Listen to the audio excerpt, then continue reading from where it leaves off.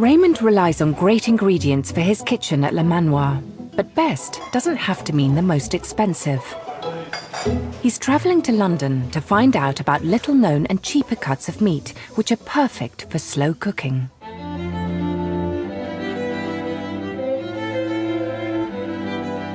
Nathan Mills is a third-generation butcher. Meat has been in his family for over 100 years. Not very sexy, is it?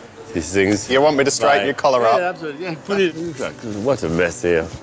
Most butchers will buy and sell only prime cuts of meat, but Nathan is passionate about making use of the whole animal. He only buys pedigree rare breeds. Am I going to die here? It depends if we get out before dark or not. Wow, God, that's a pretty good stock you have.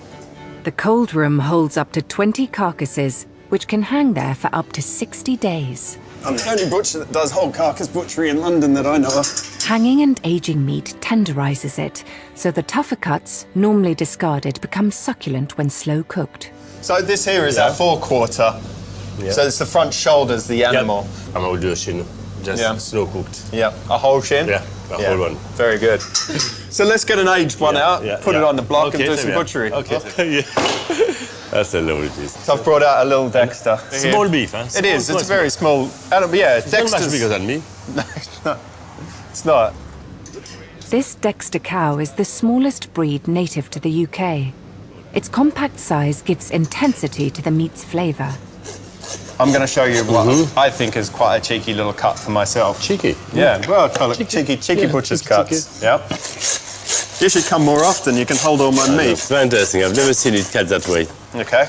No cross like that. We can see now. Yeah, beautiful. And you can see that marbling through there. That's just going to melt down as we slow cook it. So I'll keep it for me later. I just call them beef ribs. Okay. Okay, they do. Nathan's nose-to-tail ethos means that nothing goes to waste. The Dexter cow's forequarter gives him a third more cuts of meat than the average high street butcher.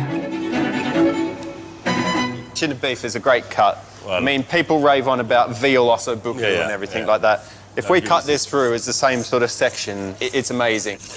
Meat is muscle, and the harder the animal works it, the tougher it becomes, and the longer it needs to be cooked to become perfectly tender. We could cook this for 6 hours. Go to the pub. Go to the pub, have some wine, sit down, read your Sunday paper. Yeah, absolutely. So let's take this little muscle out. Doesn't look like much at the moment, but when we clean that up, you can see we've got all of those connective tissues. Look at that, look at that. Many butchers don't know this bowler muscle exists. Look, all the connective tissues here, which will turn to gelatin later. Cook it long and slow, and it'd be to the point that you would just shred it apart with your fork. Can I have half of it? You can have half of it, yeah. So we've taken the humerus bone out. I mean, the marrow fat itself out of the middle, people are mixing into their burgers. See it there. Look how beautiful it is. So we're just going to remove this scapular bone here. So this is good for spanking Frenchmen's bums. Well, Frenchmen have got some response, okay? Here we are. Okay, they look like balls. Let's take this off and we can expose just a little bit more. So we've got this tiny little fillet of meat that runs through here, which is, the scientific name is the teres major. But can you find it in a retailer? No? No, not unless anyone's doing what I'm doing and using the whole carcass and breaking it down from scratch. Today I'm very happy because actually I have learned, how to cook 3 pieces of meat which I didn't even know existed. Yeah. Okay, so thank you very much, Nelson. Why don't we have a little beer now?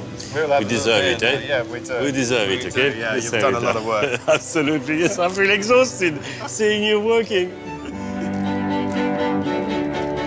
Why have I got a small one and you've got a big one? I'm Australian. Look at that. You're French, I'm Australian. Look at That's the way it's meant to be. Yeah, what's going wrong here? Hey, come on, man. The cheap and tough cuts of meat Nathan has shown Raymond can be tricky to cook well.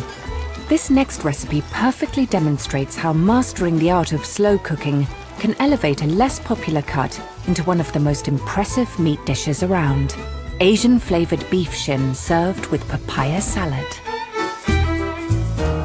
That is the toughest piece of meat you can find. It's full of connective tissues, of collagens, of sinews. You can see that, look at that. These tough things, okay? And the slow cooking will not only tenderize that piece, but make it a lovely, beautiful eating experience. A bit of oil, going to do a little bit of a massage. Just rub it nicely. I feel like a Japanese geisha.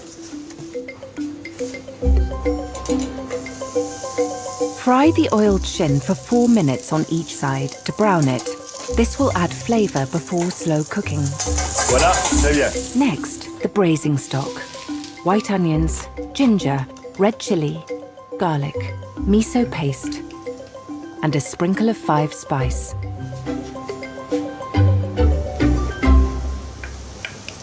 Sometimes the cook has got to wait. So the best way to wait is with a nice glass of Pinot Noir, okay, from Burgundy, of course.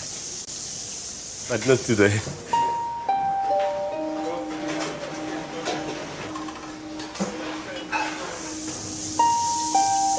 Actually, it looks like an onion soup. You could do a fantastic onion soup here. All these ingredients here, you can see they've caramelized beautifully. Okay, so we're going to add sweet and acidity.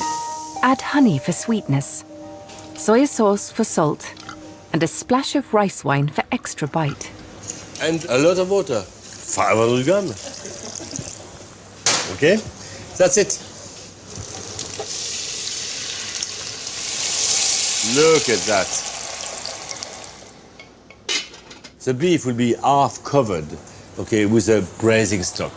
So there will be moisture within the pot. The pot will also be covered, yet it will lose half of its liquid. It will take 4.5 hours to cook. But I found that 150 degrees is really the perfect temperature to cook these very, very hard mussels. To complement the Asian flavours, the shin is served with a spicy Thai green papaya salad, mixed with a zesty dressing. Just toast them very nicely. Toss, yes, toss them nicely. Not toast them. Big difference. And now I'm ready to serve. Oh mon Dieu.